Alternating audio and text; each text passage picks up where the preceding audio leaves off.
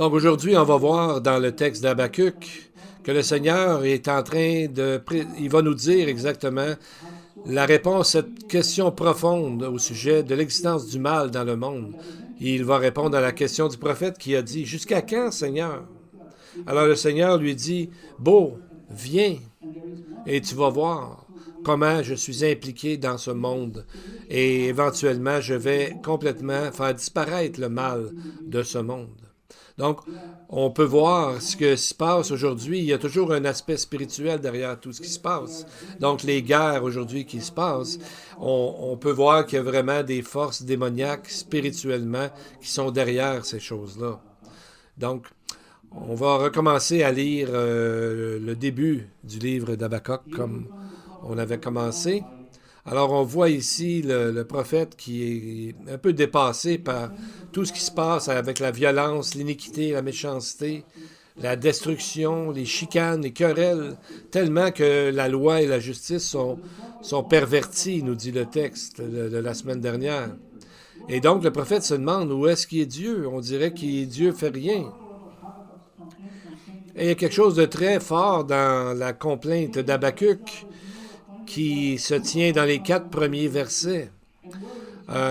Si on prend juste les versets en eux-mêmes, on ne peut pas savoir à propos de qui Habakkuk faisait référence et à quel moment on est situé, parce que ces choses-là que le prophète demande, ça pourrait être n'importe quand dans l'histoire. C'est un problème qui a toujours été là et c'est une question qui a toujours été là. Donc, Habakkuk, il avait nulle part pour se tourner parce que le mal a toujours existé. Donc, il se tourne vers Dieu et il ose lui demander une question concernant l'existence et la montée du mal. Et Dieu nous donne sa réponse. Est-ce qu'on est prêt pour ça? C'est le début de sa réponse. Verset 5. Regardez parmi les nations et voyez, et soyez tout étonnés et surpris, car je m'en vais faire en votre temps une œuvre que vous ne croiriez pas si on vous la raconterait. Sûrement, Habakkuk ne s'attendait pas à une telle réponse, mais c'est comme si sa propre réponse n'a pas de temps particulier. De la même façon, la réponse est donnée. Dieu dit, regardez parmi les nations. Ce sont les premiers mots. Pourquoi les nations? Comment qu'un problème local en Israël devient un problème international? Habakkuk, il est dans l'Ancien Testament, il est un prophète juif. Et il pose une question par rapport aux Juifs. Et pourquoi que Dieu implique toutes les nations du monde dans sa réponse? Bien, si on regarde les autres prophètes de la même époque, des hommes comme Jérémie, Ézéchiel et jusqu'à Malachie, la corruption, on voit qu'elle grandit de plus en plus. Et en plus, elle est là parmi les sacrificateurs, parmi les gens religieux, les chefs religieux, qui étaient censés sauvegarder la loi de Dieu et la faire vivre dans le peuple. C'était à eux les premiers responsables. Voyez-vous? C'était la même chose à travers les sacrificateurs commençaient d'être de plus en plus corrompus.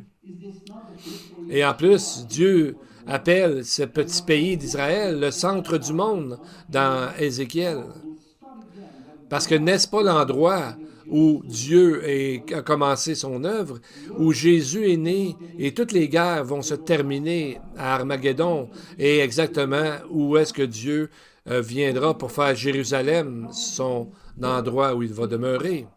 Donc Dieu commence par dire, regardez parmi les nations, parce que le problème du mal est un problème mondial. Donc Dieu va faire une chaîne d'événements qui va amener jusqu'à finalement la solution finale et totale. C'est le retour du Messie lui-même.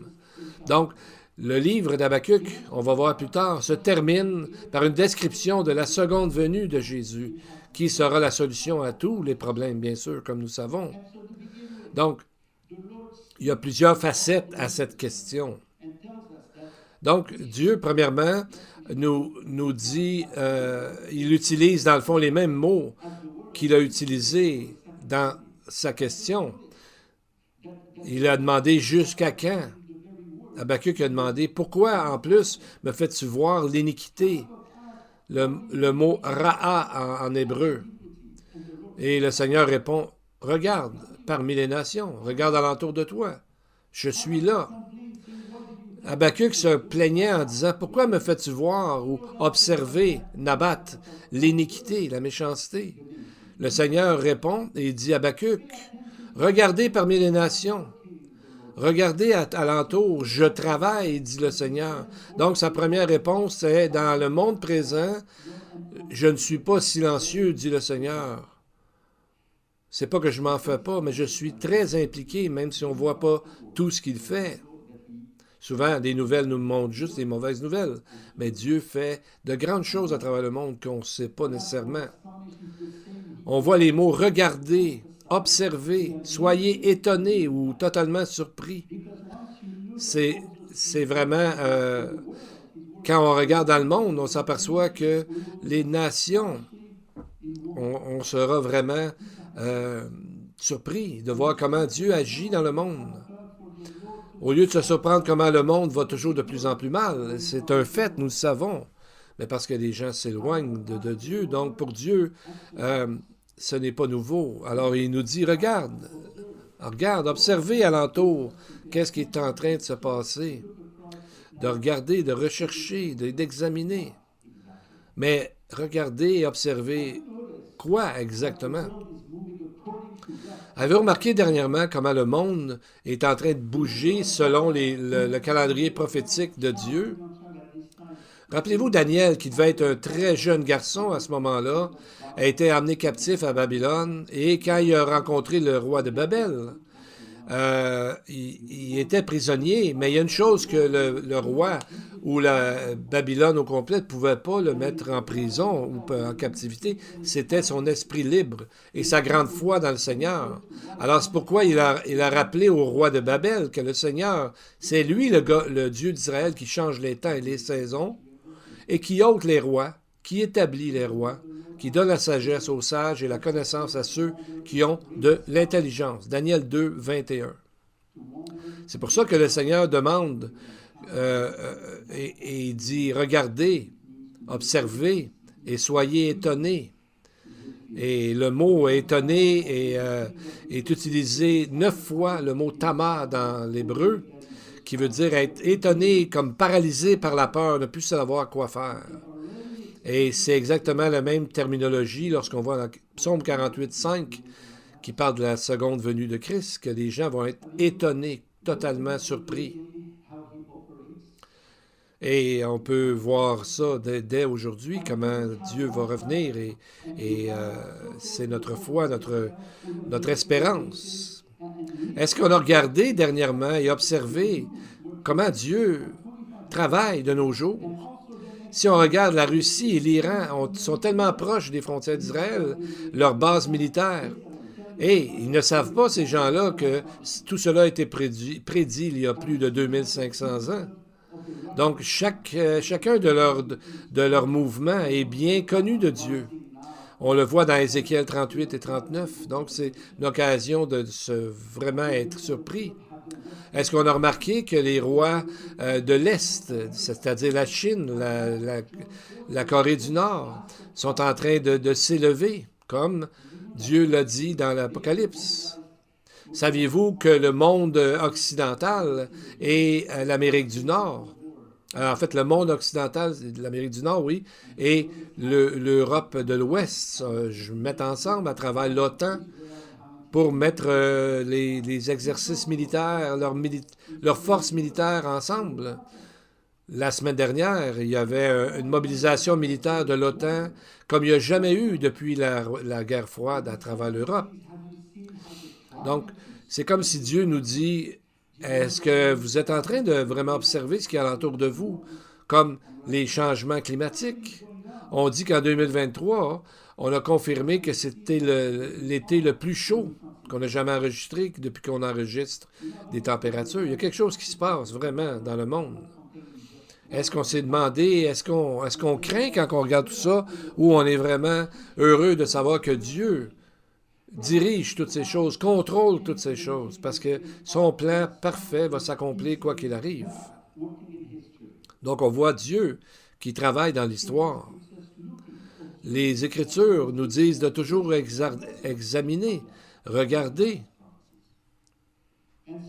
Donc, c'est après nous avoir encouragés de telle façon que de voir Dieu à l'œuvre, que maintenant Dieu va révéler à travers le prophète un moment très important. Et il dit même à Habakkuk, c'est quelque chose qu'on ne croirait pas si on te le dirait. Mais comme ça vient de Dieu, on sait que tout ça, c'est vrai. Alors, c'est pas seulement pour Habakkuk que Dieu a répondu, c'est aussi pour nous. Parce que le problème du mal ou le problème des prophéties qui ne sont pas accomplies est encore des choses que nous devons étudier. On voit que ces événements, à travers les Écritures, nous demandent de regarder et d'observer et toujours être en admiration et dans la crainte de ce que Dieu peut faire. Et voici ce que Dieu répond par rapport à ces prophéties. Il dit, « Voici, j'emmène les Chaldéens. » La première question qu'on peut se demander, comment est-ce que ce morceau d'information peut être surprenant ou choquant pour Habakkuk? Bien, probablement parce que les Chaldéens, c'était une petite tribu insignifiante dans le temps. C'est comme si Habakkuk, dans le fond, quand il a entendu au début, il a dû se demander les Chaldées qui? Le Seigneur dit, observe, regarde, et tu vas voir que un jour les puissants Assyriens viendront. C'est ce que Dieu leur dit. Parce que l'Empire assyrien était tellement puissant et tellement enraciné dans sa région que ça donnait l'impression qu'il serait toujours là. Il serait là sans fin. Vous savez, la capitale, comme on voit sur la carte des Assyriens, c'est Ninive. Ninive a une histoire en elle-même. Ninive, ça faisait comme 4000 ans qu'elle était debout, qu'elle était construite. On dirait qu'il n'y arriverait jamais rien. C'était tellement énorme qu'on dit que Jonas, quand il est venu parler de la parole de Dieu, une génération avant ça, ça lui a pris 3 jours, une marche de 3 jours pour passer à travers le pays. C'est quand même grand. Donc, c'était tellement une cité bien protégée. Il y avait un mur de 100 pieds de haut, qui est comme 30 mètres, et aussi très, très épais, qu'on disait que dans les murs, il y avait 3 chariots avec des chevaux qui pouvaient faire des courses côte à côte. Elle avait 1200 tours et 14 portes. Donc, c'était à la plus haute des cités, la plus forte des cités. Mais elle a été complètement détruite en 612 avant notre ère. Donc, Dieu l'avait déjà prophétisé bien avant que tout cela n'arrive. Est-ce que cela ne vous fait pas penser au temple qu'on pensait, que les Juifs pensaient le temple? Voyons, ça ne tombera jamais. C'était tellement une structure imposante. À ce moment-là, le Flavius Joseph, un historien du 1er siècle, a dit ceci. C'était le plus admirable de tous les travaux que nous ayons vus ou entendu parler, autant de par sa structure impressionnante que de par sa magnitude. Même Philon d'Alexandrie, c'est un autre historien juif et un philosophe qui vivait en Égypte à la même époque, a dit ceci. Ce temple ne sera jamais diminué ni détruit tant que la race humaine durera. Le temple sera toujours préservé, existant parallèlement avec la durée du monde. Donc, pour lui, à ce moment-là, et d'autres Juifs, ils voulaient croire que le temple était permanent. Mais Jésus a dit, Marc 13, 2, qu'il ne restera pas pierre sur pierre qui ne soit renversé. Mais en fait, ceci est vrai pour n'importe quelle structure, concept, idée qui n'est pas de Dieu, qu'un jour tout cela sera terminé et il n'y aura que Dieu qui régnera avec ses enfants pour l'éternité.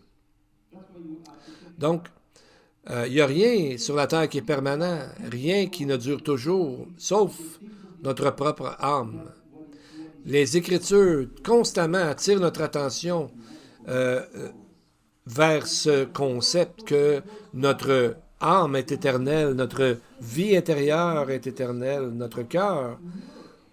Donc, nous devons mettre notre foi dans les choses permanentes et éternelles de Dieu, et non pas s'en faire pour toutes les choses qui se passent sur cette terre, dans ce monde. Donc, Dieu nous dit, va au-delà, regarde, examine, regarde au rocher qui est Dieu, qui est complètement souverain. Et c'est là le début de sa réponse. Donc, en quoi cela a un lien avec nous, ce texte-là, aujourd'hui? Bien, les Chaldéens, comme en tant que peuple, sont disparus. Mais en quoi la première partie de la réponse nous parle aujourd'hui, dans une façon très puissante? Comme on a vu dans notre étude précédente, le mot chaldéen est synonyme de Babel, ou Babylone en grec. Les Chaldéens étaient les Babyloniens, c'est la même chose. Mais ici, dans les Écritures, on voit que même si l'Empire babylonien est disparu, son esprit n'est pas disparu. Parce qu'il y a encore beaucoup de prophéties dans le livre de l'Apocalypse au sujet du futur de Babylone. Donc, on voit comment le nom chaldéen a été vraiment choisi exprès par Dieu. Dieu aurait pu dire, voici, je fais venir les Babyloniens, comme certaines traductions ont, mais le Seigneur a choisi le mot chaldéen, parce que ce nom est très significatif pour trouver la clé de plusieurs prophéties qui n'ont pas encore été accomplies. Les futures prophéties au sujet de Babylone se retrouvent dans le livre de l'Apocalypse, de deux facettes. D'un côté, Apocalypse 17 parle de la Babylone religieuse, et deuxièmement, Apocalypse 18 parle de la Babylone politique. Et les deux sont inclus dans ce seul nom, chaldéen. Dans le livre de Daniel, c'est ce nom-là que portaient les sorciers, les mages, les gens qui faisaient appel aux esprits, etc. Au début du livre, rappelez-vous, dans le livre de Daniel. Donc ça, c'était nouveau que des gens religieux, ça soit eux autres qui mènent le pays. Et aussi, l'endroit de cette prophétie où on parle est vraiment un endroit important dans le plan de la prophétie de Dieu. Premièrement, parce que ça commence par nous montrer le premier animal, vous savez, dans la statue de Daniel, à quatre pays, si on veut. Le premier, la tête d'or, c'était le lion. Et c'est souvent de cette façon qu'on représentait l'Empire babylonien, avec des lions. Donc, on voit ici qu'il commence par parler de ça. Et c'est une façon de voir le nom des Chaldéens. Les Chaldéens, à l'origine, étaient un nom d'un groupe de personnes et non pas de dirigeants.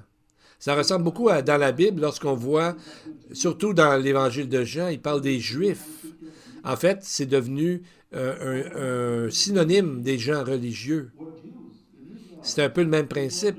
Les chefs religieux des Chaldéens avaient pris la place du gouvernement, si on veut. C'est un peu la même chose ici, lorsque les Juifs religieux ont pris ils disent quoi faire.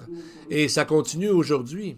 Les Juifs aujourd'hui ont décidé qui est vraiment un Juif. Est-ce que c'est quelqu'un qui est né de la mère ou du père? Et on voit que ça a changé à travers le temps. Donc, ce sont les chefs religieux dans la nation qui représentent tous les Juifs qui déclarent des politiques qui vont toucher tous les autres Juifs. Donc, c'est un peu le même principe que des chefs religieux deviennent des dirigeants de pays. C'est ce qui est arrivé aux Chaldéens et qui est arrivé aussi aux Juifs. Bien, pourquoi on apprend tout ça? C'est parce que Dieu veut que, à travers cette information, cela nous pousse à prier. Rappelez-vous ce que Paul a dit en Éphésiens 6:12. « Car nous n'avons pas à lutter contre la chair et le sang, mais contre les dominations, les autorités, les princes de ce monde de ténèbres, les esprits méchants dans les lieux célestes. » Donc, il y a ce verset-là, dans le fond, faut se rendre compte qu'il n'est pas seulement pour les croyants. Parce que n'importe quelle personne qui est dans un conflit spirituel, Habakkuk nous dit que c'est la solution, c'est de demander à Dieu. Et Dieu va nous répondre. Et ici, il demande aux croyants de prier. Voici, on revient au verset 6 dans le texte. Dieu dit, « Voici, je vais susciter les Chaldéens, peuple furibond et impétueux, qui traverse de vastes étendues de pays pour s'emparer de demeures qui ne sont pas à lui. » Commençons par la phrase de la fin. Pour s'emparer de demeures qui ne sont pas à lui. Mais pourquoi que le territoire qu'ils ont conquis, n'est pas à lui? Parce qu'il y a une loi dans la guerre de ce moment-là. C'est lorsqu'une nation vainquait, en venait à vaincre une autre, elle occupait son territoire. À ce moment-là, le territoire devenait le sien. C'est une loi appelée le droit de conquête, qui avait droit à garder le pays. Et c'est comme ça que les frontières se sont créées dans le monde. Le Canada et les États-Unis ont négocié des frontières quand il y a eu une guerre entre l'Angleterre et les États-Unis. Même chose pour la Guadeloupe et le traité Hidalgo-Guadeloupe qui a fini la guerre des Mexicains et des Américains. Donc, on voit aussi à la fin de la Seconde Guerre mondiale, que les frontières ont été faites. Et encore aujourd'hui, ça se passe encore quand il y a des guerres. Mais le mot vraiment important ici qui fait toute la différence, c'est le mot utilisé pour demeure. Parce que le mot ici est Mishkan, un mot qui est spécifiquement utilisé pour désigner l'endroit où Dieu demeurait, l'endroit où Dieu restait, l'endroit où Dieu était. Et ce mot Mishkan est utilisé 104 fois dans l'Ancien Testament, dans la loi, pour désigner le building ou le tabernacle de Dieu, où est-ce qu'il était pour venir demeurer et rencontrer les gens, les Juifs. Il y a un autre mot pour désigner des demeures, le mot Yassav, qui est utilisé 1000 fois. Mais ici, c'est pas ce mot-là, c'est le mot Mishkan. Donc, on voit que, dans le fond, c'est comme s'il disait qu'ils vont garder, ils vont voler le tabernacle. C'est pas juste de dire qu'ils vont aller à tel endroit, telle demeure, mais ils veulent avoir la demeure de Dieu. Donc, c'est la même chose lorsque, par exemple, Dieu, en 1948, a donné la possibilité à Israël d'avoir un pays. Cela a parlé à tout le monde. Tout le monde a vu à ce moment-là que Dieu est en train de faire quelque chose. Et voici ce que Dieu dit dans Ézéchiel 36, 5 à ce sujet. « Ainsi parle le Seigneur l'Éternel. Oui, dans le feu de ma jalousie, je parle contre les autres nations et contre Édom tout entier qui se sont donné mon pays en propriété afin d'en piller les produits. » Dieu dit « mon pays ». C'est lui, le propriétaire. Alors qu'Édom représente tous les gens qui entourent l'État d'Israël et qui disent que Jérusalem et Israël leur appartiennent, de la rivière jusqu'à l'autre rivière et jusqu'à la mer, voyez-vous. Dieu dit non, c'est pas votre pays, c'est mon pays. Et les mots de Dieu ne sont pas seulement pour ces gens-là, mais pour toutes les nations du monde qui, eux aussi, font la même chose. Ils disent que c'est à eux, Israël. Et qui sont ces nations, en passant? Bien, si on se promenait dans les rues de Jérusalem, on voit des bureaux de la plupart des dénominations chrétiennes. Et ils disent tous qu'ils sont le nouveau Israël et que Jérusalem est à eux. Ce n'est pas une farce, c'est vrai. Ils prennent les places, par exemple, pour des tombes tout près du temple, et ils prennent des endroits en disant que Israël, maintenant, leur appartient. Et on voit que c'est pour ça que Dieu a dit, « Oui, dans le feu de ma jalousie, je parle contre les autres nations qui se sont donné mon pays en propriété. Comme il dit dans Habakkuk, le Mishkan, c'est pas à eux, ça appartient à Dieu. À qui Dieu a-t-il donné ce pays? Il nous dit dans Ézéchiel 36, 10 et 11. Je mettrai sur vous des hommes en grand nombre, la maison d'Israël tout entière. Les villes seront habitées, et on rebâtira sur des ruines. Je multiplierai sur vous les hommes et les animaux. Ils multiplieront et seront féconds. Je veux que vous soyez habités comme auparavant, et je vous ferai davantage de bien qu'autrefois, et vous saurez que je suis l'Éternel. Alors à ce moment-là, les Chaldéens n'étaient pas encore devenus aussi puissants, mais Dieu avait déjà prophétisé que c'est ce qui arriverait. Donc, quand on a des questions, on est mieux de demander à Dieu directement. Donc, le Seigneur, il montre sa grande colère contre ceux qui ont dit dans le fond, que leur pays était à eux, parce que c'est à lui le pays. Donc, ça, Dieu est en colère par rapport à ça, parce que c'est lui le propriétaire, c'est lui le créateur. Ézéchiel 35, 12. Le Seigneur dit, « Tu sauras que moi, l'Éternel, j'ai entendu tous les outrages que tu as proférés contre les montagnes d'Israël en disant, elles sont dévastées et elles nous sont livrées comme une proie. Vous vous êtes élevés contre moi par vos discours, vous avez multiplié vos paroles contre moi. J'ai entendu, dit l'Éternel. » Est-ce que ce n'est pas la même chose que les nations disent aujourd'hui? Par exemple, Iran, qui a même mis une date à laquelle ils disent qu'Israël va être détruit.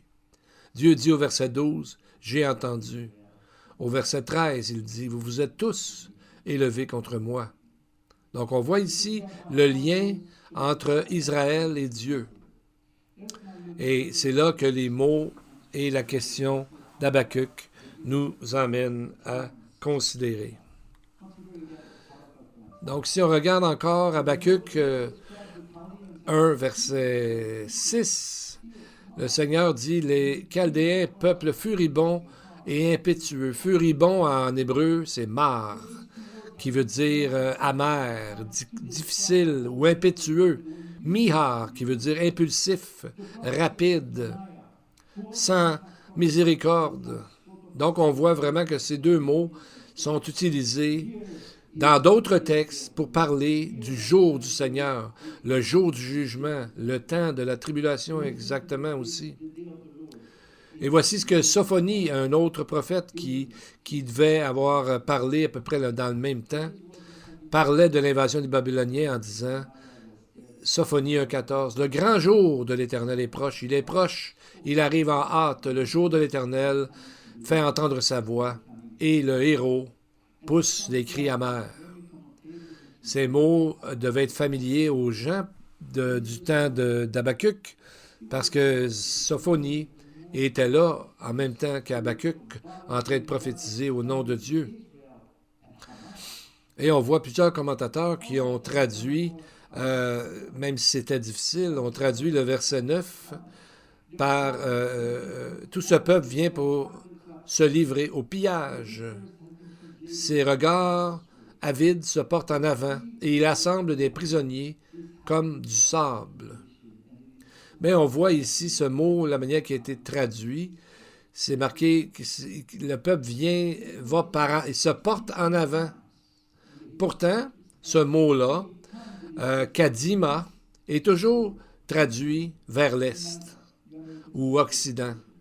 Vous savez, 69 fois, c'est traduit comme, kadima est traduit comme Est.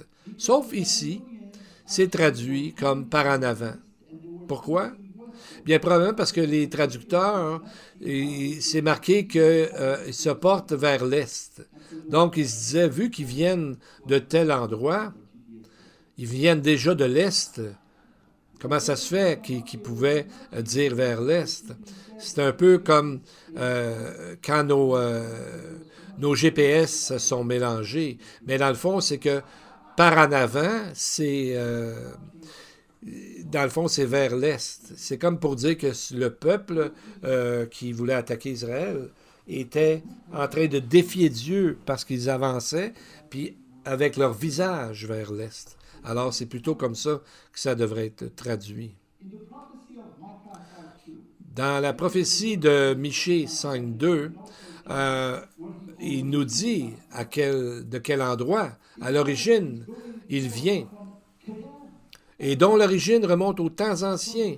C'est le mot Kedem, Est, au jour de l'éternité, Rolam. Donc on voit que c'est de cet endroit, de l'Est, que Dieu viendra pour régler le problème et finalement en venir qu'à régner. Vous savez, la même chose que l'arche de l'Alliance vers la porte du tabernacle, par exemple, était toujours à l'est, comme pour toujours être prête pour que le Messie revienne. Alors pourquoi, à quel endroit qu'il défiait Dieu, alors qu'il s'en allait détruire sa propre Mishkan, sa propre Mishkan? Donc, le mot faire face, ça veut dire défier. Comme Ishmaël dans Genèse 25-18, il a dit qu'il s'est en allé vers l'Assyrie, il s'établit à la vue de tous ses frères. Donc, il est allé là, au vu et au su, comme on dit, de tous ses frères et sœurs. Et tous les gens l'ont vu. Donc, l'image d'Habakkuk 1.9, c'est comme si les gens sont en train de marcher vers l'est. En fait, il marche vers l'ouest, mais il regarde vers l'est en défiant Dieu et son autorité. Donc, on voit comment ça décrit justement certains textes de l'Apocalypse. Par exemple, Apocalypse 17-14 qui dit « Ceux-ci combattront contre l'agneau. » Donc, ils vont aller se battre contre l'agneau, imaginez-vous. Le reste du verset dit « L'agneau les vaincra parce qu'il est le Seigneur des seigneurs, le roi des rois. Et ceux qui sont avec lui, sont du nombre des appelés, des élus et des fidèles. » Vraiment, comment aurait-il pu penser combattre contre Dieu? Mais c'est là où le péché peut amener à la folie, à penser qu'on peut se battre contre Dieu ou ne rien avoir à faire avec Dieu, alors que c'est lui le Créateur et qui a tout créé et décidé. Donc, on voit que de la fin du verset 6 au verset 11, le texte est adressé non pas à un large groupe de gens, mais à une personne en particulier. Donc, il passe du pluriel au singulier. Par exemple, au verset 9, l'Hébreu dit tout lui-même, dans le fond, si on traduit littéralement, tout en lui viendra pour la violence. Parfois, c'est traduit viendra pour te faire le dégât. Le mot violence, ici, c'est encore le mot, comme on a vu, Hamas, qui veut dire violence en hébreu. Et donc, on voit que les hordes qui voulaient attaquer regardaient vers l'est. Donc, comme pour tout montrer sa haine et sa défiance de défier Dieu et Israël. Donc, on voit ici que cet individu qu'on voit ici comme au singulier, qui va avoir des hordes qui vont le suivre, c'est vraiment l'image que la Bible nous dit ailleurs dans le Nouveau Testament, celle de l'Antichrist. On voit que dans le verset 7, que son gouvernement et son autorité viennent de lui-même. Et au verset 10, il est ajouté, « Elle se moque des rois, elle se joue des princes, elle se rit de toutes les forteresses. » On parle de cette bête-là. Et Daniel en avait déjà parlé dans Daniel 11, 36. « Ce roi fera selon sa volonté, s'enorgueillira, s'élèvera par-dessus tout Dieu. Il proférera des choses étranges contre le Dieu des dieux et prospérera jusqu'à ce que l'indignation ait pris fin, car la détermination en a été faite. » Donc, on voit qu'il y aura un faux traité, un traité de paix qui sera faux.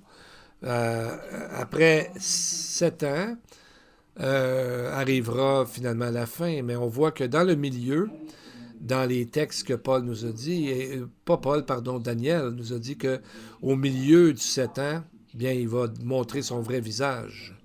Comme le verset 11 dit, alors il passera, mais se rendra coupable en disant que cette puissance elle est de son Dieu. C'est la traduction littérale du verset 11. C'est, dans le fond, c'est qu'il a changé d'idée. Voyez-vous? Comme on voit quand, par exemple, Jacob a vu son salaire changer plusieurs fois par Laban.